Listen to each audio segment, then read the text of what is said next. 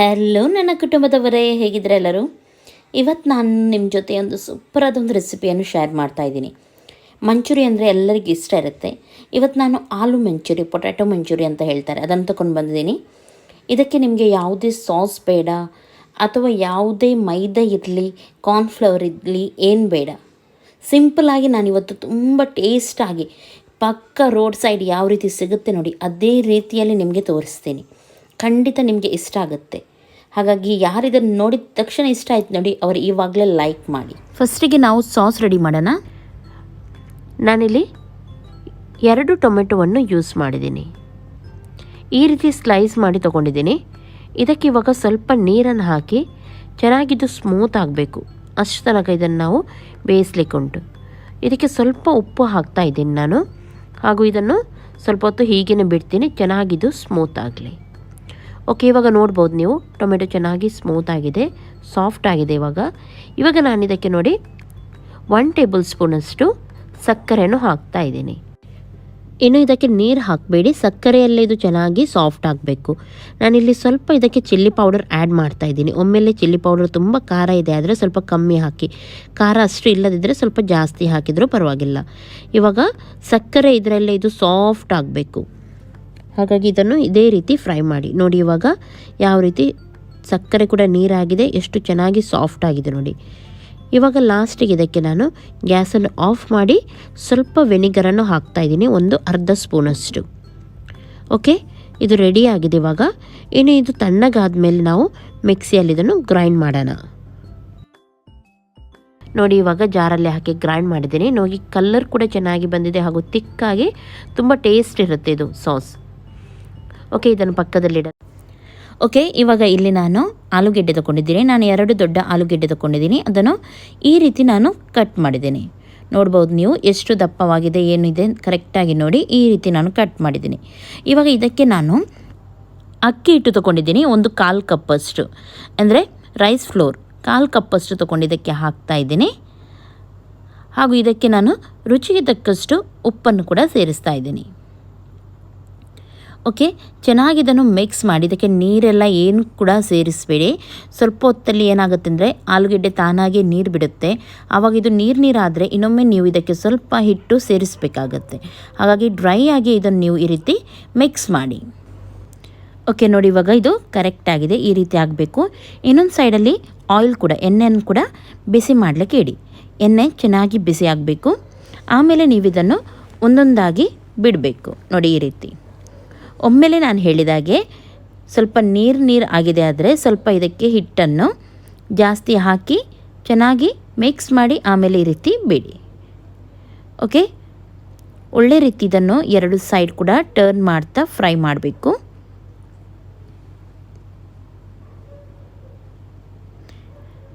ನೋಡಿ, ಈ ರೀತಿ ಚೆನ್ನಾಗಿ ಇದನ್ನು ಫ್ರೈ ಮಾಡಿ. ಇದು ನಾನು ಫುಲ್ ಡೀಪ್ ಫ್ರೈ ಮಾಡ್ತಾ ಇಲ್ಲ, ಸ್ವಲ್ಪ ಫ್ರೈ ಆಗಿದೆ, ಸ್ವಲ್ಪ ಕಲರ್ ಚೇಂಜ್ ಆಗಿದೆ. ನಾನು ಇದನ್ನು ತೆಗಿತಾ ಇದ್ದೀನಿ ನೋಡಿ, ಈ ರೀತಿ ಸ್ವಲ್ಪ ಕಲರ್ ಚೇಂಜ್ ಆಗಿದೆ, ಒಳ್ಳೆ ರೀತಿ ಕೋಟಿಂಗ್ ಬಂದಿದೆ. ಇವಾಗ ನಾನು ಇದನ್ನು ಎಣ್ಣೆಯಿಂದ ತೆಗಿತಾ ಇದ್ದೀನಿ, ಯಾಕೆಂದರೆ ಇದನ್ನು ನಾವು ಇನ್ನೊಮ್ಮೆ ಎಣ್ಣೆಯಲ್ಲಿ ಬಿಡಲಿಕ್ಕುಂಟು. ನೀವು 2 ಸಲ ಈ ರೀತಿ ಫ್ರೈ ಮಾಡಿದರೆ ಮಾತ್ರ ತುಂಬ ಕ್ರಿಸ್ಪಿಯಾಗಿ ಚೆನ್ನಾಗಿ ಬರೋದು.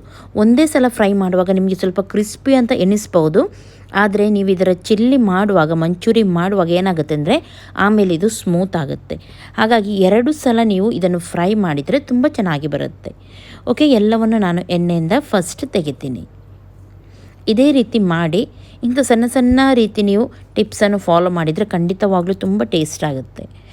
ಓಕೆ ನೋಡಿ, ಇವಾಗ ಇನ್ನೊಮ್ಮೆ ನಾನು ಎಣ್ಣೆ ಬಿಸಿ ಆಗಲಿಕ್ಕೆ ಇಟ್ಟಿದ್ದೀನಿ. 2 ಸಲ ನಾನು ಇದನ್ನು ಫ್ರೈ ಮಾಡಿದ್ದೀನಿ. ಇವಾಗ ಒಂದೇ ಸಲ ಆಯಿಲ್ ಚೆನ್ನಾಗಿ ಬಿಸಿ ಆದಮೇಲೆ ನೀವು ಬಿಡಬೇಕು, ತಣ್ಣಗೆ ಆಯಿಲಿಗೆ ಬಿಡಬಾರ್ದು. ಇವಾಗ ನೋಡ್ಬೋದು ನೀವು, ಕಲರ್ ಫುಲ್ ಚೇಂಜ್ ಆಗುತ್ತೆ, ಚೆನ್ನಾಗಿ ಉಬ್ಬಿ ಬರುತ್ತೆ, ಹಾಗೂ ಇದು ತುಂಬ ಕ್ರಿಸ್ಪಿಯಾಗಿ ಬರುತ್ತೆ. ಓಕೆ, ಚೆನ್ನಾಗಿ ನೋಡಿ, ಈ ರೀತಿ ಮಿಕ್ಸ್ ಮಾಡ್ತಾ ಫ್ರೈ ಮಾಡಿ. ಇದನ್ನು ನೋಡ್ಬೋದು ನೀವು, ಕಲರ್ ಗೋಲ್ಡನ್ ಬ್ರೌನಿಗೆ ಬರ್ತಾ ಉಂಟು.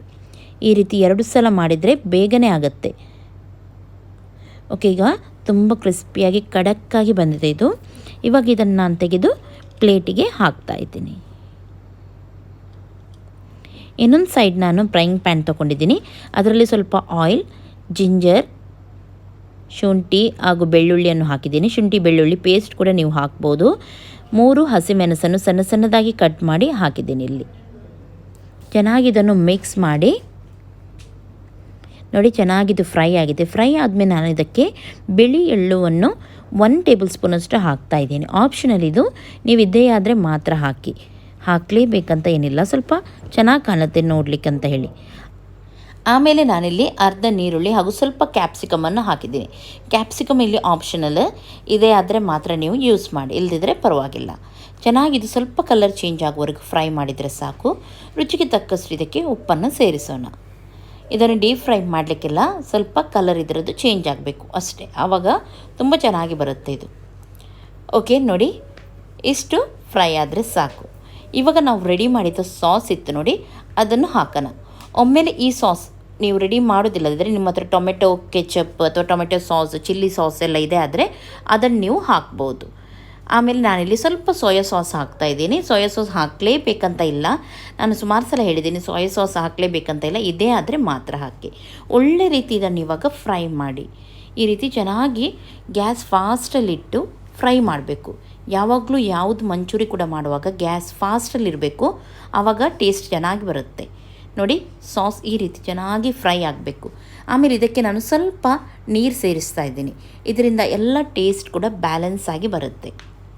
ನೀವು ಹೊರಗಡೆ ಸಾಸ್ ಯೂಸ್ ಮಾಡೋದಾದರೆ ಸ್ವಲ್ಪ ಇದಕ್ಕೆ 1/4 ಸ್ಪೂನಷ್ಟು ಸಕ್ಕರೆಯನ್ನು ಸೇರಿಸಿ, ಆವಾಗ ಚೆನ್ನಾಗಾಗುತ್ತೆ. ಓಕೆ ನೋಡಿ, ಸಾಸ್ ಇವಾಗ ತುಂಬ ತಿಕ್ಕಾಗಿ ಚೆನ್ನಾಗಿ ಬಂದಿದೆ. ಇವಾಗ ಇದನ್ನು ಹಾಕಿ, ಫ್ರೈ ಮಾಡಿದ ಪೊಟ್ಯಾಟೊ ಇತ್ತು ನೋಡಿ, ಅದನ್ನು ಹಾಕಿ ಚೆನ್ನಾಗಿ ಈ ರೀತಿ ಮಿಕ್ಸ್ ಮಾಡಿ. ಗ್ಯಾಸ್ ಇವಾಗ ಕೂಡ ಅಷ್ಟೇ ಫಾಸ್ಟಲ್ಲಿ ಇರಬೇಕು, ಆವಾಗ ಪೊಟ್ಯಾಟೊ ಕ್ರಿಸ್ಪಿಯಾಗಿ ಚೆನ್ನಾಗಿ ಬರುತ್ತೆ. ನೋಡ್ತಾ ಇದ್ದೀರಲ್ಲ, ಈ ರೀತಿ ಬರಬೇಕು. ಇದಕ್ಕೆ ನಾನು ಯಾವುದೇ ಕಾರ್ನ್ಫ್ಲವರ್ ಇರಲಿ ಅಥವಾ ಮೈದಾ ಏನು ಕೂಡ ಸೇರಿಸಲಿಲ್ಲ.